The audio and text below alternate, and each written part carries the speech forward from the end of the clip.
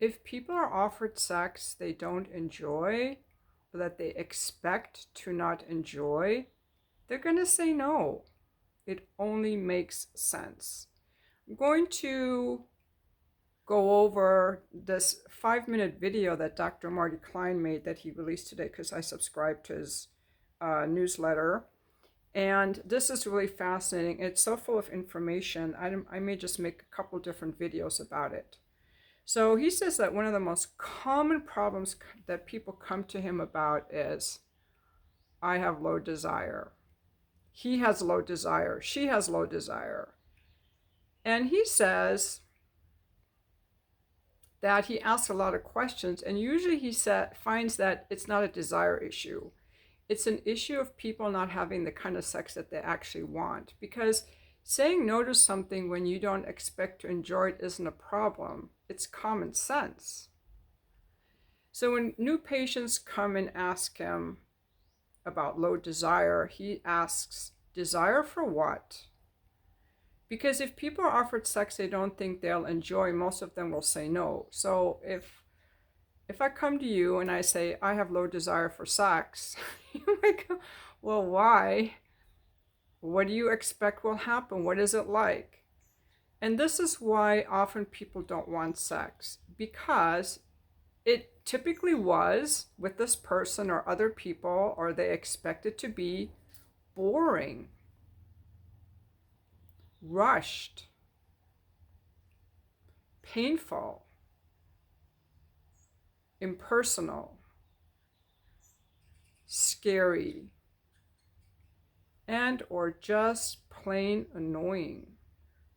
I wouldn't want sex like that either. I'm going to add a few more things to his. The person's angry with you, so there's a relationship issue. Unresolved childhood sexual abuse, religious shaming, not feeling well, being sick, not feeling attractive, being with someone who's bad in bed, and in other words, doesn't care about her pleasure. I'm also going to say in relationships, if you've ignored your spouse, only touch your spouse when you want sex, they're not going to want it. They're not going to feel valued and appreciated by you. So, when someone doesn't want sex, if you're the one who doesn't want sex, give yourself permission to not want it, because if any of these things are happening, I don't blame you for not wanting it. I wouldn't want it either. And many times in my life, I have not wanted it for all of these reasons. I'm going to add someone who was emotionally disconnected from me, who kept their eyes closed during sex, who wasn't intimate with me. I expected it to be boring and impersonal and rushed and uncaring about my pleasure. Those were the reasons I didn't want it. Now, what are some of the different ways that people say no? They can either just say, no, I don't want to. They can say that, but oftentimes people don't just come right out and say no. They're going to make excuses like, oh my God, I have a headache. Oh, I'm so tired. Oh my God, I have a work deadline after work. Oh my God, I have cramps. Oh, we have no privacy. The neighbors can hear us. The kids are running around. They might even pick a fight. Or I'm going to add this one. They might just go to bed and pretend to be asleep. So, and also I'm going to add another one. They don't initiate sex ever. That's a way of saying no. They don't initiate it. They don't ask for it. They don't want to schedule time for it. They just avoid it. And again, instead of feeling guilty about avoiding it, I would just get curious. That's just get curious. I would not even try to change it right now or get the desired value. It's like, okay, why do I expect it to be like? Why don't I want it? Get curious, and get curious about why your partner doesn't want it instead of making like a battle or a fight. You've got to really get curious. That creates a space for things to relax and open and to discover something, because just being angry or wanting to push away the no desire those are the protectors kicking in, that are going to overshadow like the real underlying reason, and it's going to stay stuck. It's better to just get curious and get open, get some spaciousness, and just stay with that for a few days or a few weeks or a few months. Just really get into your body and the experience and figure out why you don't like it.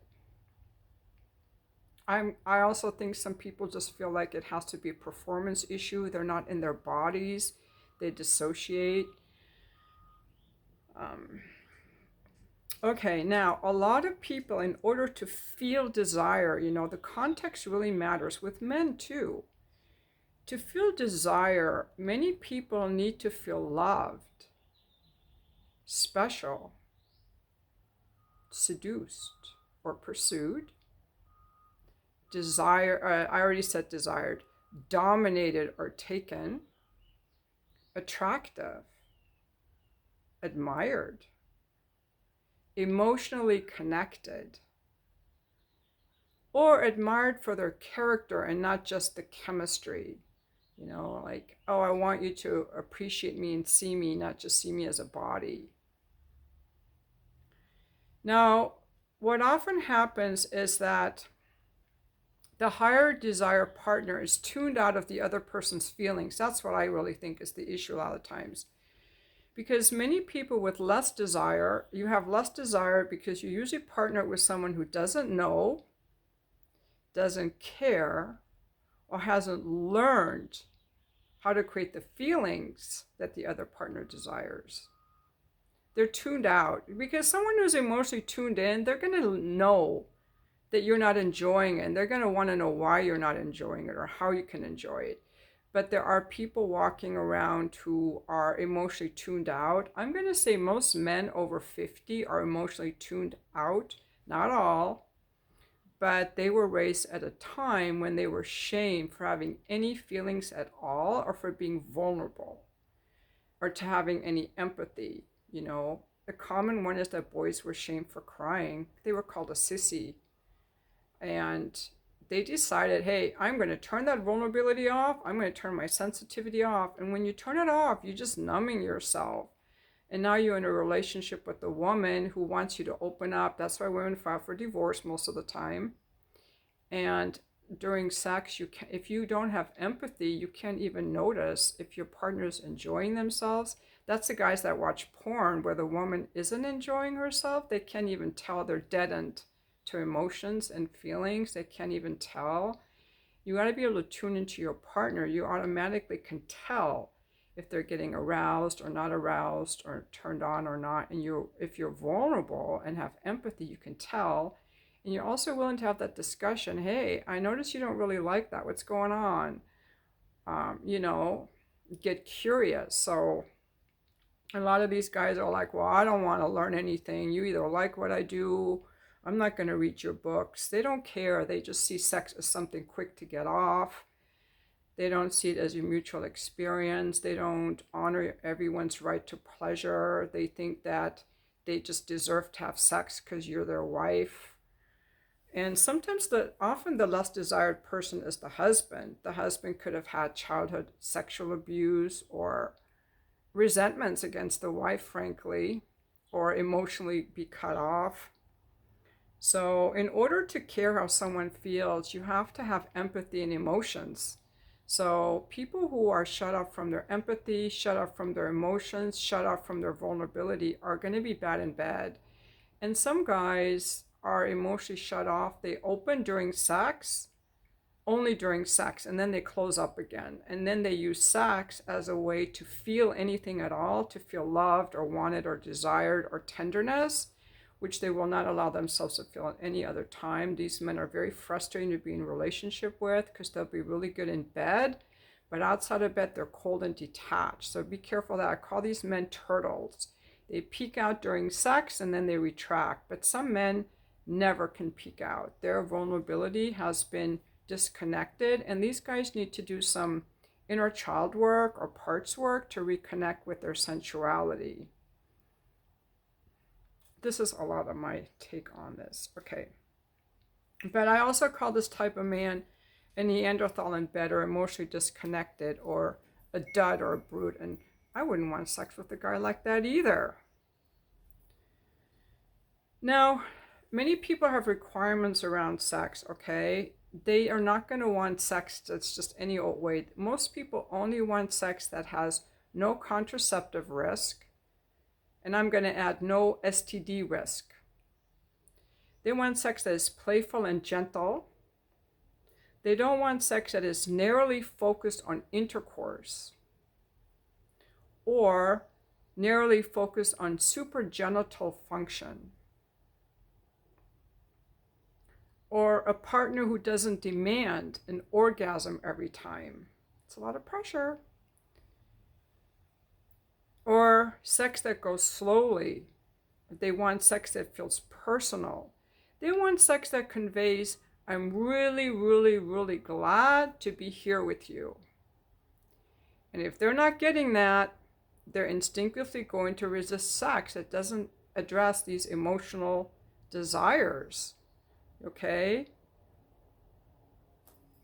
Now, when people come across these like differences in desires, they often come up with their own solutions which do not work. For example, maybe we should try, this other thing. Let's do something different. Let's do tantra. Let's do a threesome.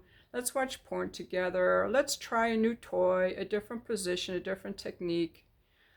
But Dr. Klein says the solution doesn't start with what should we do in bed, but rather how do you want to feel in bed? Again, it has to do with feelings.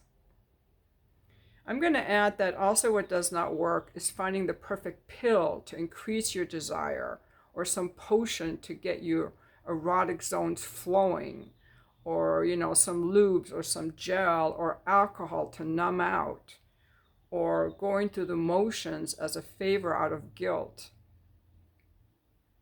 Now, here are some ways that people make it worse. And often it's usually the guy. It could be the woman whining or complaining. It could be the guy whining or complaining about sex or demanding sex or saying, I have a need for sex. That only makes it worse, because some people are really sick of hearing their partner needing a certain amount of sex every week or whatever. Nobody needs a certain amount of sex. And also, a partner's need for sex doesn't give them a right to sex. I've also heard therapists talk about, how some men have an underlying need maybe to feel loved or to feel tenderness, and they're not able to express it outside of sexual contact. So they use sex as a way to get their emotional needs met. So that's something to be aware of. And that sex is the only place for many men, especially these shut-off men over 50, where they feel free to be vulnerable and express any feelings of love. But I also think some men use this thing of, I need sex, as a way to control a woman, overpower a woman, and make demands of a woman. And this need for sex is completely bypassing, well, does this other partner why don't they want to have sex with you? Now, what does work? What does work is, if your partner is to be curious why you want less sex, or why your partner wants less sex, be curious and find out what they like or what you like, what you don't like, what they don't like. Just be curious. What do I like? What do I not like? If your partner's the low desire one, get curious. Why don't they like it? What do they like? What do they not like? If your partner wants more sex than you do, then share this intimate information in Dr. Klein's video, which I'll put in the description, with them. Each partner should be honest with themselves about what they want different, and discuss it as partners and not adversaries. Usually, once it becomes adversarial, it's not a way to get someone to want to have sex with you or give you a hug or anything to get them defensive. So people also have various intrinsic desires for sex. And he says that usually a low desire partner gets together with a higher desire partner, and they struggle for years to find a sexual consensus. And I had another sex therapist tell me years ago that early on in dating, he asked a woman how often she masturbates. I think it's important to find out a partner's interest in sex and baseline libido, because if you assume that the sex that this new partner is having with you early on in a relationship during the new relationship energy phase is an indicator of their libido, you're going to be very disappointed, because people have a lot of sex early in a relationship, like many times a day. Some people 3, 4, 5 times a day or every day. And that's during the new relationship energy phase. That's natural that people will want it more in the beginning, but then they're going to settle down into their baseline. So ask someone how often they masturbate, or how often they had sex in their last relationship, and what sex meant to them, what kind of sex they like or don't like, what they expect out of sex. And I think these discussions should be had before people are actually sexual with each other, because that's kind of vulnerability and intimacy, and having sex with someone who can't even talk about that, I don't think is someone worth having sex with, in my opinion. You know, that's how people get themselves into all this trouble. So those are my tips that I have, and thank you so much for watching my video. I really appreciate you guys. I myself, as having, I was an escort for many years. I work with many men. In my experience, men, of course, the men that I attracted, obviously, men want to feel desired. They want to feel wanted. They want to be playful and adventurous and get lost in the moment. And they do care what a woman wants. However, I did encounter men who would want things that I wouldn't want. And then I kind of felt like, okay, you got to be careful about this. Well, in order to please my partner, I have to do these certain things I don't enjoy. And so we have to be careful to not go there, ladies, because all that will do is dampen our libido, thinking, I can't tell him what I really want, because it's not kind, it's not cooperative. Maybe this guy will leave me a bad review. Maybe this guy will, abandon me, not love me, cheat on me. You got to really get honest with yourself about why you're allowing sex that doesn't feel good. And I think, just looking back on my own life as a younger woman too, I didn't always know why it didn't feel good. All I knew was, I don't like it, or this hurts. Usually when it hurt, it was because there was no warm-up and there was no emotional connection. There was no interest in my pleasure. I was with someone who kept their eyes closed, or who didn't want to kiss, or who didn't want to do warm-up. This was years ago, when I was in a relationship with someone who really loved me, but was emotionally really walled off and unable to be emotionally connected with me. And that made me get to where I didn't want sex at all, or I was in a relationship with someone who never wanted to go out or spend time with me, but then wanted to be sexual with me, because sex was just something physical for him to get a release. And he showed his love to me in other ways. So I didn't like the sex. Even though I'd always been a sexual person, I lost my libido. I also lost my libido at times when I allowed men to be too rushed with me. I'm like, oh, they're rushed, I should just allow it. I lost my libido that way. And the reason I can make these videos is because I've experienced losing my desire. I've had to find it again. Also, after menopause, when I was dry, I had to figure out what to do about that, because it doesn't feel good to have sex when you're dry. For example, uncircumcised men who are not circumcised, they have that foreskin. They can hold on to the foreskin to masturbate, and it just slides up and down. Okay, but if they've been circumcised, they don't have that foreskin, and if they just rub themselves like that, it would hurt for them too.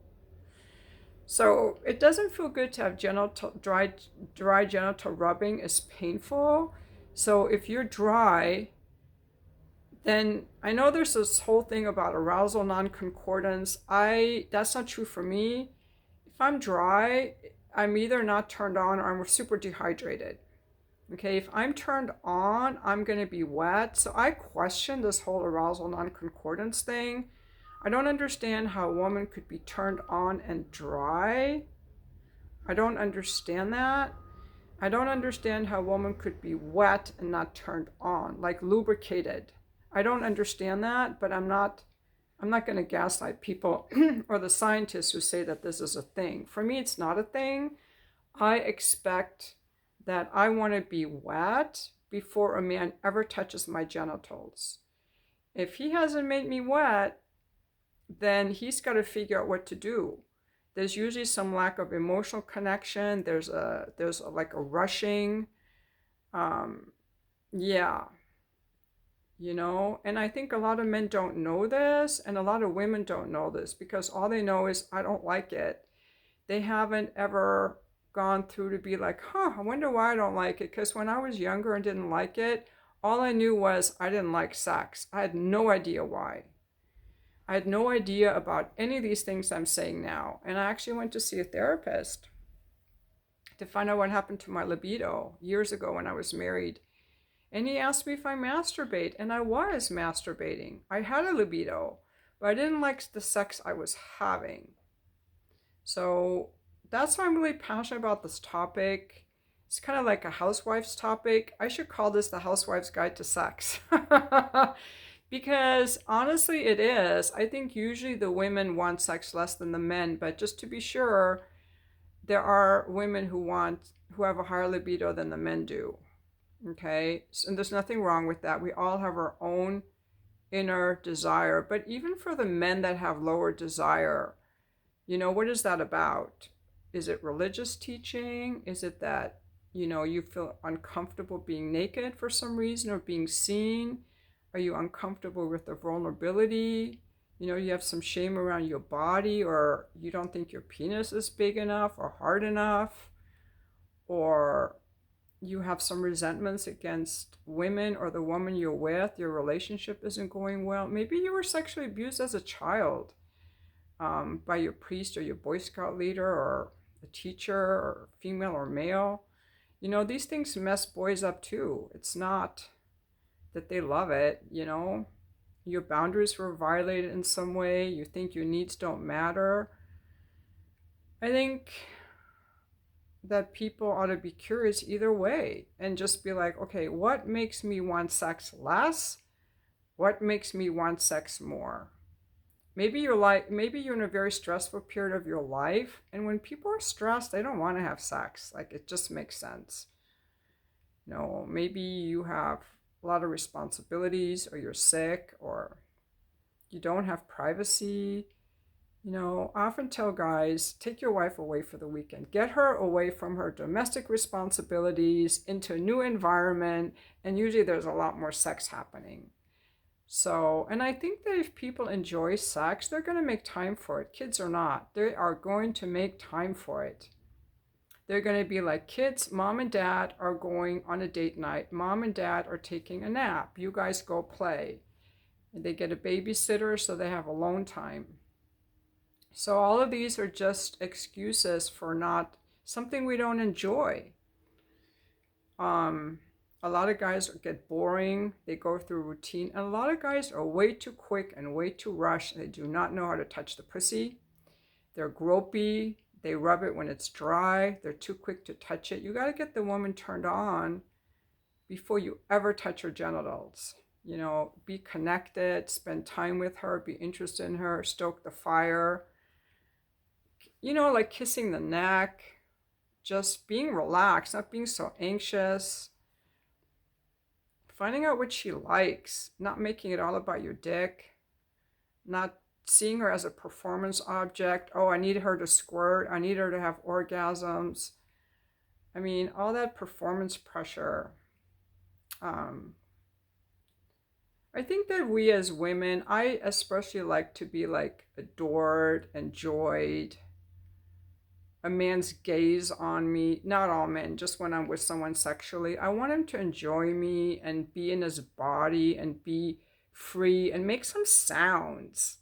Like, don't just lay there like some quiet. The only way that some of us know that a guy had an orgasm is because he stops moving. Okay, I wrote about one guy in my book, The Fuck List. He just laid there with his eyes closed. He made no sound at all the whole time.